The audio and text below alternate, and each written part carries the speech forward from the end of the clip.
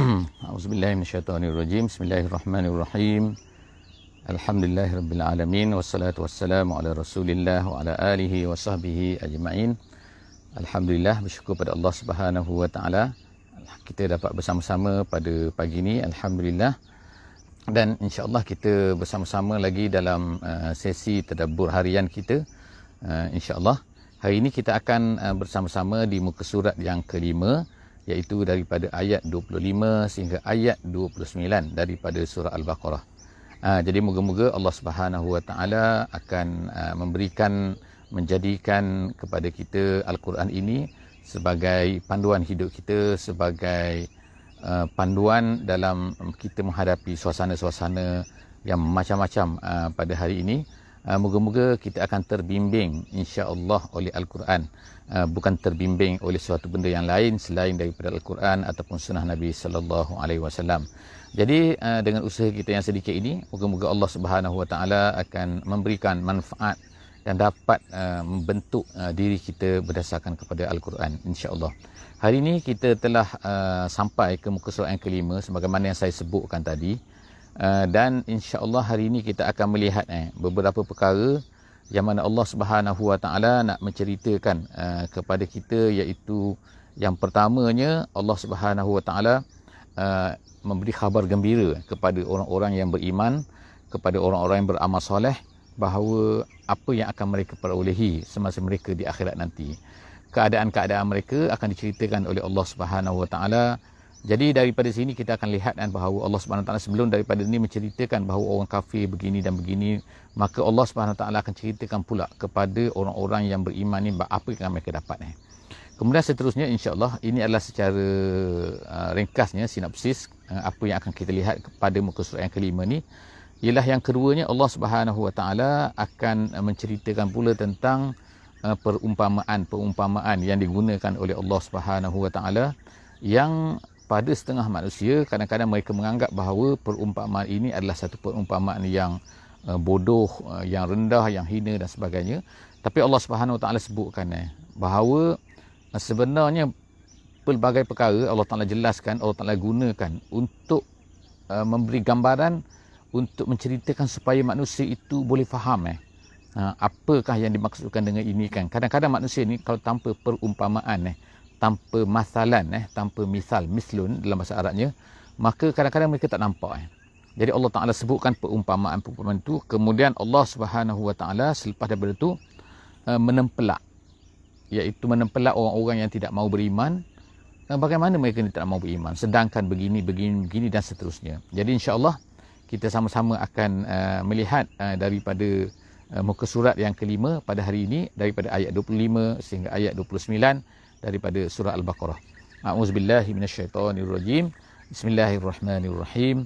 Wa basyiril ladzina amanu wa 'amilus solihat anna lahum jannatin tajri min tahtihal anhar kullama ruziqu minha min samaratir rizqa qalu hadzal ladzi ruziqna min qabl wa utu bihi mutasyabiha wa lahum fiha azwajum mutahharah wa hum fiha khalidun. Sadaqallahul azim. Saya bacakan tadi adalah ayat yang ke-25. Jadi dalam ayat ni Allah Subhanahu Wa Taala yang pertama sekali Allah Taala memberitahu kepada Nabi kita sallallahu alaihi wasallam yang pertamanya, dan juga kepada kita semua pada hari ini, iaitu supaya memberikan khabar gembira, supaya menceritakan perkara-perkara yang menggembirakan, iaitu basyir. Dalam tugas Nabi sallallahu alaihi wasallam Allah Taala sebutkan dalam Quran ialah basyiran wa nazira. Basyiran ni artinya memberi khabar gembira, naziran artinya ialah memberi satu benda, menceritakan peristiwa-peristiwa, menceritakan berita-berita yang menakutkan. Menakutkan maksudnya bukan menakutkan manusia, tapi nak ceritanya kalau kamu buat macam ni kamu akan dapat macam ni, kalau kamu kena macam ni nanti jaga kena macam ni. Kalau kita sekarang ni nanti kena saman, nanti ni kena ni, awak kena penjara ni kalau buat macam ni. Itu nazira.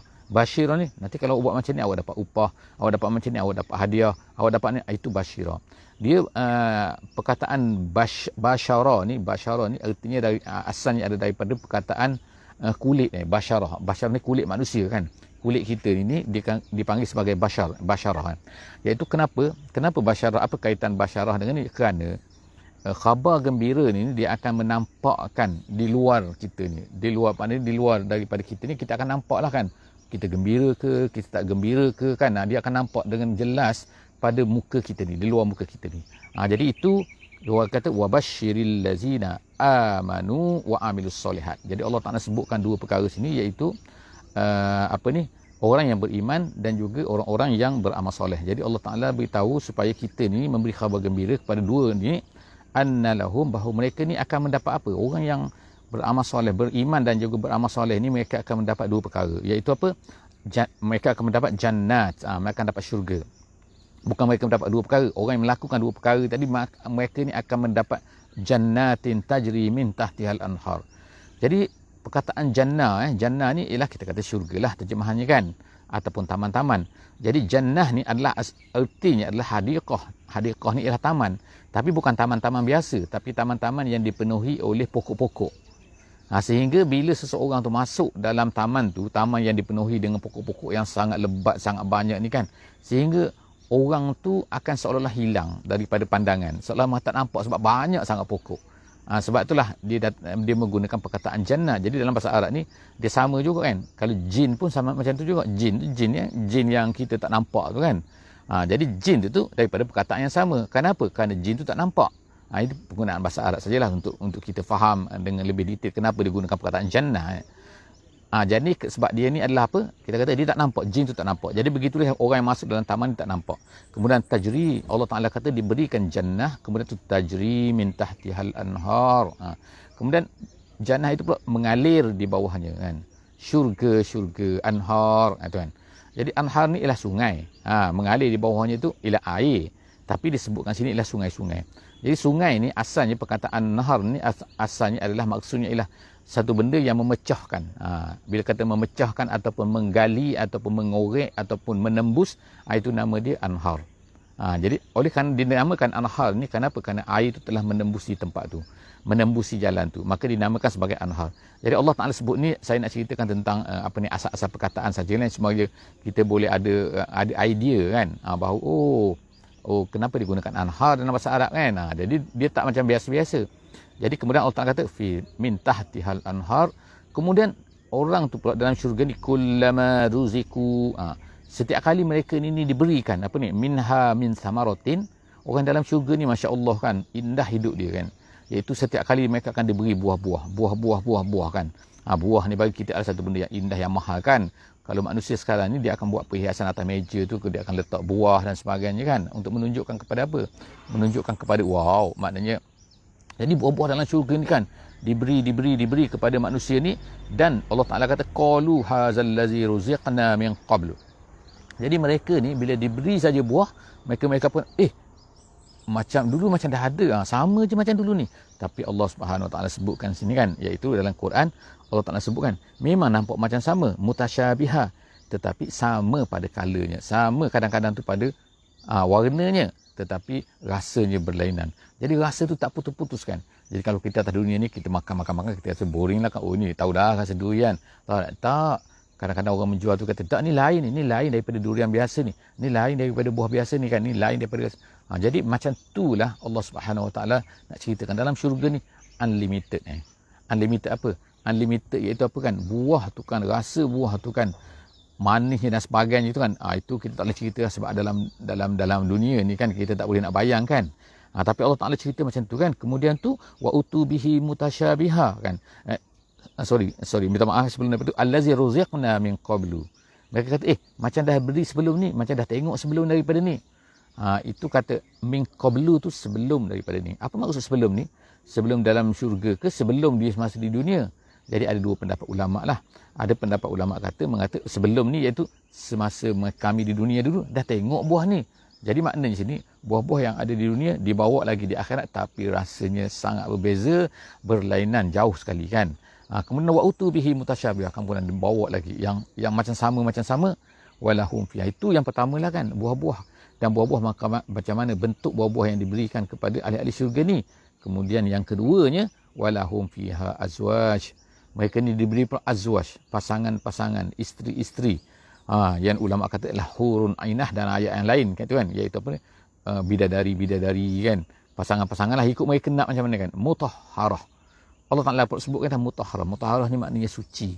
Suci apa? Dalam jalan lain dia kata suci daripada haid, suci daripada kekotoran. Kalau sekarang atas dunia ni kan, maknanya kalau pasangan kita, kadang-kadang pasangan kita tu cantik tapi ada baunya, tak elok kan, ada najisnya kan, mengeluarkan apa-apa yang kotor dan sebagainya. Tapi di akhirat dia tak ada benda-benda tu semua. Dia mutahharah kan, mutahharah. Semua pasangan kita semua suci, tak ada kotor-kotor kan, tak ada keluar angin ke, tak ada keluar bau ke, tak ada keluar apa, tak ada. Mutahharah. Wahum fiha khalidun. Perkara yang ketiga, ahli syurga ni dia dapat apa? Khalidun. Mereka ni kekal. Khalidun, selama-lamanya dalam syurga tu. Seterusnya, ayat seterusnya ialah ayat yang ke-26. Allah Subhanahu Wa Taala kata selepas itu, innallaha la yastahi. Allah Taala tidak malu. Jadi sekarang ni ayat ni ialah berkaitan dengan apa? Kerana ada dua disebutkan sebab nuzul kepada ayat ni. Ayat yang kita sekarang ni ayat yang ke-26 insya-Allah, iaitu ada dua sebab nuzul. Sebab nuzul yang pertama yang kuatnya mengatakan bahawa terdapat orang-orang Yahudi ni, dia datang kepada Nabi sallallahu alaihi wasallam. Kemudian bila didengar kan ayat Quran ni ada sebut cerita pasal angkabut kan. Allah Taala buat perumpamaan seperti laba-laba. Kadang-kadang Allah Taala buat perumpamaan seperti lalat. Kadang-kadang Allah Taala buat perumpamaan seperti anjing. Allah sebut perkataan anjing kan, kamasalil kalb, seperti anjing. Jadi binatang-binatang ni semua ni adalah dianggap sebagai macam binatang tu binatang hina lah kan. Binatang apa lah ni, binatang Allah, binatang remeh ni kan. Lalat buat perumpamaan. Kemudian tu laba-laba, ya Allah, tak ada benda lain ke Allah Taala ni? Jadi orang Yahudi ni diriwayatkan dia ketawa bila dia dengar benda-benda tu kan. Dia dengar apalah perumpamaan ni. Jadi Allah Subhanahu Wa Taala pun berkatalah kan, sebagaimana dalam ayat ni, itu satu pendapat ahli tafsir sebab turun ayat tu. Ada yang satu lagi mengatakan, iaitu orang-orang munafik mengatakan benda-benda yang hampir samalah kan, yang mempermainkan, merendahkan dan sebagainya. Jadi Allah Subhanahu Wa Taala pun menurunkan ayat ni, ayat yang ke-26 daripada surah Al-Baqarah ni, iaitu Allah Taala kata innallaha la yastahi. Allah tak malu apa? Ayat riba masalam ma ba'udatan fama fawqaha. Allah tak malu untuk membuat perumpamaan. Dia sebut sini yadribu. Yadribu ni pukul asalnya kan. Pukul ni apa maknanya? Pukul lah. Kenapa digunakan perkataan pukul? Kerana dia katakan Arab dia kata menggunakan perkataan pukul untuk menunjukkan kepada masalan. Sebab masalan ni dia akan memukul, akan lebih memahatkan lagi, akan lebih menguatkan lagi, akan lebih mengukuhkan lagi pemahaman apabila dibuat pemasalan. Kalau tak buat pemasalan, tak buat contoh, maka dia saya nak faham. Jadi kerana itulah ulama kata, maka sebab itulah digunakan perkataan yadribu masalan. Dipukulkan, kalau ikutnya dipukulkan perumpamaan. Tapi kita tak katalah dipukulkan perumpamaan kan. Jadi kita kata, jadi Allah Subhanahu Wa Taala sebut sini bahawa Allah Taala tak malu nak gunakan perumpamaan ma ba'udatan. Ma tu ada yang kata ma tu adalah ziyadah lit ta'kid. Kata-kata kalau ikutnya lah dalam segi bahasanya, ma ba'udatan, apa ba'udatan, seperti ba'udatan, tak nak cerita kan. Tengok kan sampai kepada ba'udah Allah Taala tak kisah kan. Allah Taala akan guna perumpamaan tu. Kenapa Allah Taala guna tu? Kerana kesemuanya tu mempunyai ibrahnya, mempunyai hikmah-hikmahnya kan, mempunyai pengajaran. Sebab tengok benda besar saja, benda kecil, benda hina kadang-kadang pun sebenarnya ada pengajaran dia. Jadi Allah Taala nak secara tidak langsung kan, Allah Taala sebut benda-benda ni supaya kita pun melihat sebenarnya kepada semua benda yang ada di keliling kita ni, bahawa setiap benda tu ada pengajaran dia kan. Ada pengajaran yang sepatutnya kita lihat. Kemudian Allah Taala kata situ fama fauqaha, dan apa, ada yang terjemah ikut dalam bahasa Arabnya kan, fama fauqaha ni dia mungkin dan ke atasnya. Ke atasnya maknanya lebih tinggi lagi lah kan. Lebih tinggi apa? Nyamuk, dan juga lebih tinggi daripada nyamuk. Lebih tinggi daripada nyamuk, lebih besar daripada nyamuk, lebih. Tapi ada juga fama fauqaha ni membawa maksud ialah apa yang lebih rendah lagi daripada nyamuk. Nyamuk ke apa benda lagi kan. Jadi maknanya boleh dua-dua tu, sama ada lebih atas, lebih bawah kan. Mana apa sajalah kan. Allah Ta'ala fa ammal ladzina amanu faya'lamuna annahu al-haqqu mir rabbihim. Dan ada pun orang-orang yang beriman, orang-orang yang beriman, mereka ini faya'lamuna annahu tu, hu tu artinya ialah permisalan itu. Maknanya orang yang beriman dia tahu bahawa permisalan ini semuanya adalah benar daripada Tuhan mereka. Maknanya kita yakin kan, kita percaya Orang yang beriman dia tak kisahkan. Dia tak adalah nak kritik, nak kata apa ni kan. Tak. Dah kalau tahu itu adalah Allah Subhanahu Wa Taala, mesti ada sebabnya. Mesti ada kenapa Allah Taala menggunakan perkara. Jadi makna di sini dia orang kafir ni, orang yang tak beriman kan, orang yang mencari alasan dan sebagainya, dia sentiasa kita kata dia ni suuzon dengan Allah Taala. Dia sentiasa mencari kelemahan lah untuk dikatakan bahawa apa Tuhan kamu dan sebagainya. Bagi kita orang yang beriman tak. Kita yakin bila Allah Subhanahu Taala tetapkan satu benda, ceritakan satu benda, mesti ada sebabkan. Dan kita dapat pengajaran daripada situ. Wa ammal ladzina kafaru, dan Allah akan terbalik daripada tu, orang kafir pula dia akan berkata apa? Maza aradallahu biha masala. Apa ni? Tak ada faedah langsung. Itu maksud dia kan.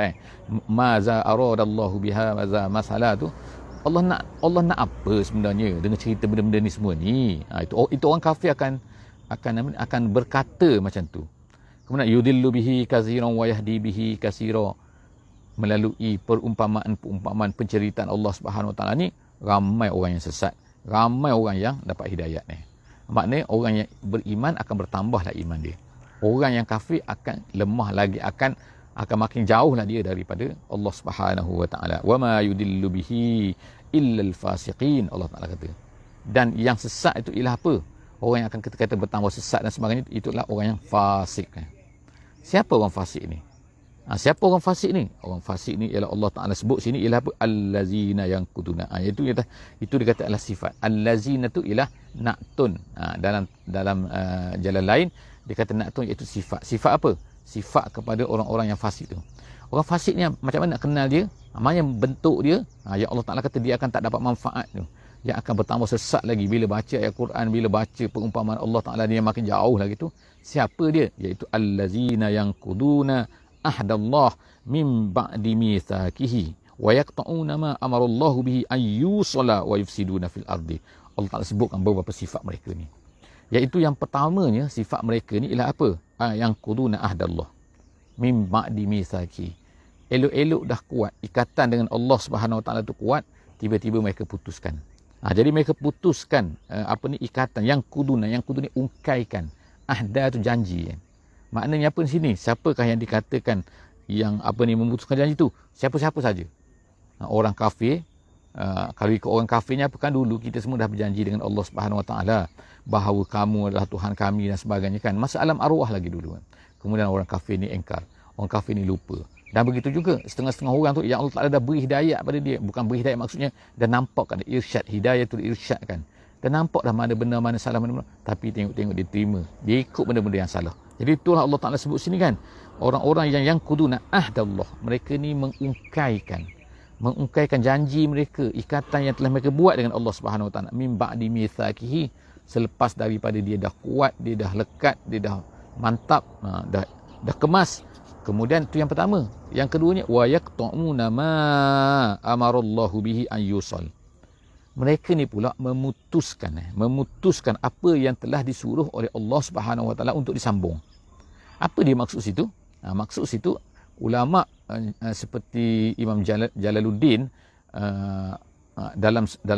dalam tafsir dia, Jalaluddin As-Sayuti, dia sebutkan macam ni, dia kata iaitu maksud sini lah dua perkara. Iaitu yang pertama sebagai contohnya, dia contoh disebut iaitu memutuskan mereka ni yaqta'una ma amarallahu bi ayyusal, disuruh sambung tu apa? Sambung dengan Nabi kita sallallahu alaihi wasallam. Iaitu sepatutnya mengikut Nabi kita sallallahu alaihi wasallam, menyambung diri dengan apa yang dibawa oleh Nabi Muhammad sallallahu alaihi wasallam. Itu yang pertama. Yang keduanya dibawa ialah seperti rahim. Rahim tu silaturahim lah. Allah Taala menyuruh kita untuk menyambung ke silaturahim. Maknanya kita ni kan sama-sama kita orang-orang yang beriman kena ada rahim. Bersama-sama dengan kaum kerabat kita kena ada rahim. Jadi rahim-rahim tu kalau diputuskan, sebenarnya itulah sifat-sifat orang fasik. Jadi Allah Ta'ala kata mereka ini memutuskan apa yang telah Allah Ta'ala suruh kita supaya hubungkan. Jadi nak tunjuk sini besarnya sebenarnya silaturahim ni. Silaturahim ni kena jaga kan. Saudara kita, saudara mara kita ke, adik-beradik kita, kaum kerabat kita ke, jangan putuskan. Jangan putuskan, artinya jangan putuskan. Kadang-kadang kita, bukanlah makna tak ziarah tu putuskan, tapi maksudnya ialah jangan putuskan, jangan menyebabkan. Sebab apa? Memutuskan silaturahim lebih dahsyat lagi daripada tak berbaik dengan orang-orang lain. Kadang-kadang kalau dalam hadis bukan la yahillu limri'in muslim an yahjura akhahu fawqa salasati ayyam. Nabi SAW kata kita ni tidak berhubung lebih daripada 3 hari pun adalah satu masalah sebenarnya, tidak dibenarkan. Apatah lagi kalau silaturahim. Kadang-kadang benda kita tak puas hati, benda bukan dosa pun kan. Kita pun kadang-kadang tak tegur, tu salah kita kan. Jadi jangan putuskan silaturahim kerana Allah Taala suruh. Kemudian wa yufsiduna fil ardi. Dan mereka tu pula yufsiduna fil ardi, merosakkan, membuat kerosakan di atas muka bumi ini. Kerosakan ni jangan bayangkan merosakkan tanaman ke, merosakkan nyawa ke, tak. Tapi dalam tafsir kata merosakkan sini apa? Iaitu yang pertama al-kufru. Yang kedua tu at-ta'wid an sabilillah. Ta'wid tu maknanya menghalang orang daripada jalan Allah, ataupun tidak mengajak manusia ni kan, tidak membenarkan manusia untuk mereka ni nak jadi hamba Allah yang baik. Jadi mereka tolak, mereka tak menggalakkan ataupun menghalang saddun an sabilillah. Dalam ayat lain disebut macam tu. Jadi maknanya itu maksud yufsiduna. Jadi yufsiduna ni jangan tunggu kezaliman buat pada orang lain tu dan sebagainya kan. Kezaliman tu memang of course lah, itu memanglah ditolak kan oleh Islam kan, oleh siapa-siapa pun. Tapi yufsiduna yang kita faham sini lah, maksudnya ialah lebih lagi, iaitu kalau orang itu tidak beriman sebenarnya dia telah membuat kerosakan, sebagaimana kita jelaskan dalam tafsir-tafsir sebelum daripada ini. Ulaika humul khasirun. Allah Ta'ala kata mereka itulah orang-orang yang rugi. Iaitu rugi mana? Rugi sebab apa? Mereka nanti akan kekal dalam neraka. Seterusnya, kaifa takfurun. Allah Ta'ala startkan sini kan ayat ni dengan kaifa. Kaifa ni artinya lah bagaimana. Bagaimana sini bukan bagaimana pertanyaan, sebab bagaimana dalam bahasa Arab ni kan dia ada banyak. Kadang-kadang dia listi'lam, kadang-kadang tu untuk pertanyaan, kadang-kadang dia tu ingkari, kadang-kadang tu soal, makna satu soalan tapi dia ingkari kata macam manalah ni, apalah ni kan. Itu bukan nak tanya, bagaimana itu bukan nak tanya. Jadi kaifa di sini bukan kaifa nak tanya, tapi kaifa di sini adalah kaifa nak ingkari. Apalah tak patutnya kamu ni kufur, takfuruna billah kan. Kamu boleh kufur dengan Allah. Wa kuntum amwata. Cuba ingat sikit. Kamu dulu kan amwata. Kamu dulu kan apa ni, amwata tu maknanya mati. Mati apa? Iaitu kamu dulu ni adalah air mani saja. Air mani ni benda macam mati kan. Yelah kalau kita kata ulama apa saintis-saintis kata dia topong-topong, dia kata tak hidup. Tak, ertinya cuba biar kat situ, matilah dia. Dia tak boleh makan sendiri, dia tak boleh buat apa sendiri kan. Cuma bila disenyawakan, tu Allah Taala sebut selepas daripada tu kan, fa ahyakum. Fa'ahyakum tu apa maksudnya? Iaitu masuk di dalam rahim, bertemu apa kan di antara dua ni kan, di antara rahim, di antara apa lelaki dan perempuan, dan kemudian menjadi hidup. Jadi Allah Taala yang hidupkan tu. Betapa ramai orang kan nak anak tak dapat. Betapa ramai orang anak dia mati masa kecil. Ada mati dalam perut dan sebagainya. Jadi Allah Taala hidupkan kita. Fa'ahyakum. Kemudian summa yumitukum. Tapi ingat lepas ni kamu mati balik, semua orang tahu benda ni kan. Allah Ta'ala yang mematikan kamu tu, tengok yumitukum summa yuhyikum. Dan ingat, selepas daripada ni kamu ni akan kamu ni akan hidup kembali akan hidup kembali, iaitu summa ilaihi turja'un, dan kemudian kamu akan dikembalikan kepadanya. Maksud dikembalikan kepadanya iaitu fayujazikum. Kamu akan dihisab. Balik bukan balik saja kemudian mati hidup, bukan hidup main-main, bukan hidup kembali tak ada apa-apa, tak. Hidup tu dikembalikan, iaitu akan dihisap oleh Allah Subhanahu Wa Taala. Balik situ turja'un tu ialah maknanya kamu akan dihisap oleh Allah Subhanahu Wa Taala. Kemudian huwallazi, Allah Taala jelaskan dia sebenarnya allazi khalaqalakum ma fil ardi jami'an. Sekarang ni apa yang ada di keliling kita, Allah Taala cerita lagi. Siapa yang menjadikan? Yang menjadikan pokok, yang menjadikan masjid. Tengok belakang saya ni kan, menjadikan kereta, menjadikan macam-macam benda atas muka bumi. Ada bukitnya, ada lautnya, ada sungainya, ada bintangnya. Semua benda ni kita tengok. Allah Ta'ala khalaqalakum ma fil ardi jami'ah. Semua tu jadikan untuk kita. Khalaqalakum. Tengok ni. Wallazi khalaqalakum. Untuk kamu. Bukan Allah Ta'ala jadikan rumput ni untuk binatang. Memanglah untuk binatang, kita nampak binatang makan, tapi siapa yang makan binatang tu? Kita yang makan binatang tu. Jadi maknanya semua benda ni adalah untuk manusia. Allah Ta'ala jadikan untuk berkhidmat kepada manusia. Supaya apa Allah Ta'ala tu? Jami'an, semua sekali. Tafsir kata jami'an itu adalah litantafi'u walita'tabiru. Allah Ta'ala jadikan apa keliling kita? Nombor satu, kita boleh ambil manfaat. Kalau makna yang dibenarkan, kita ambil manfaat daripada barang-barang yang dibenarkan tu. Jadi daripada sinilah maknanya salahnya orang-orang yang kata mengharamkan setengah-setengah benda. Kenapa? Tak mahu kan. Sama ada kita kata vegetarian. Bukan maknanya vegetarian itu salah kan. Tapi maksudnya ialah ni kan, kalau kita mengatakan tak boleh ni kan, kesiannya binatang. mereka ni kena sembelih kerana manusia. Itu adalah merupakan satu kesilapan lah kan. Satu benda konsep yang salah kan. Sebab dalam Islam Allah Ta'ala ajar kita semua benda ni adalah untuk manusia. Jadi jangan salah kan. Tak nak makan tu cerita lain. Tapi kalau kita kata haram-haram tu tak boleh. Jadi Allah SWT sebut sini ialah jami'an yang pertama sekali untuk kamu mengambil manfaat. Tapi setengah-setengah benda tu kita tak nak ambil manfaat. Tapi ambil iktibar. Ni li ta'tabiru wa li tantafi'u ni ialah kata Imam Jalaluddin As-Sayuti di dalam tafsir dia. Dua perkara ni lah ini yang dia katakan semua itu diciptakan untuk tu. Jadi ambillah apa saja. Kemudian summastawa ila sama. Kemudian Allah Taala disebut sini istawa. Istawa ni bukan maknanya bersemayang di sini kan. Sebab istawa dalam bahasa Arab dia ada istawa ila, istawa ala, istawa sahaja tanpa ila tanpa ala. Macam tu kan. Jadi kena tengok apa yang datang selepas daripada tu. Jadi kalau dalam ayat ni istawa ila, summastawa ila. Istawa di sini kalau dengan ila maknanya dia lah qasoda. Kalau makna ala, makna dia ala wartafa'a. Kalau makna tanpa ada ila, tanpa ada ala, istawa dia akan jadi makna kamula. Jadi sempurna. Itu maksud yang berbeza dalam bahasa Arab. Jadi istawa tu kalau tengok kamus dia bukan jadi macam ni, jadi macam ni kan. Jadi kita tengok sini Allah Taala kata selepas daripada tu kan, Allah Taala kata summastawa, bukan makna selepas tu ada waktu bagi Allah Taala tak ada waktu. Allah Taala ni qasoda ila sama' fasawwahunna sab'a samawat. Allah Taala jadikanlah, kesimpulannya itu menjadikan langit ni 7 lapis. 7 lapis. Kenapa 7 lapis? Itu adalah kehendak Allah dengan supaya kita ni ada pengajarannya wa huwa bikulli syai'in alim, dan kemudian Allah Taala tahu semua benda kan. Bikulli syai'in alim, kata tafsir dia adalah mufassalan wa mujmalan. Kenapa dalam tafsir disebut mufassalan wa mujmalan?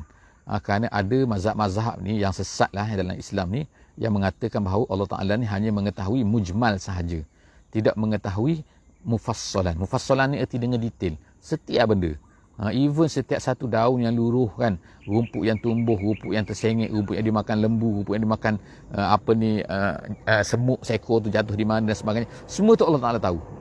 Alim itu maksudnya mufassalan, bukan secara general saja. Generalnya menjadikan bumi hijau. Okeylah, hijau macam mana tu terpulanglah kepada hijau. Tak ada macam tu kan. Allah Taala tu tahu dari segi mufassalan dan juga mujmalan.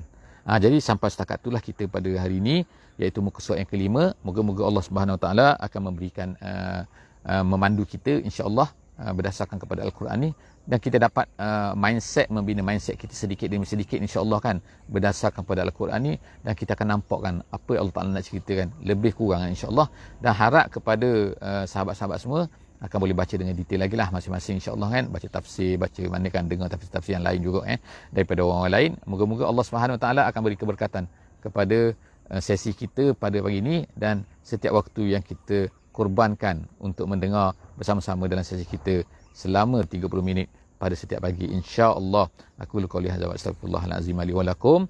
Cukup setakat tu. Insya-Allah kita tangguh majlis kita pada pagi ini, majlis ilmu kita dengan membaca tasbih kifarah dan juga surah Al-Asri. Bismillahirrahmanirrahim. Subhanakallahumma bihamdik nashhadu an la ilaha illa anta nastaghfiruka wa natubu ilaik. Bismillahirrahmanirrahim. Wal 'asri innal insana lafi khusr illa allazina amanu wa 'amilus solihat wa tawasaw bil haqqi wa tawasaw bis sabri. Wassalamu alaikum warahmatullahi wabarakatuh.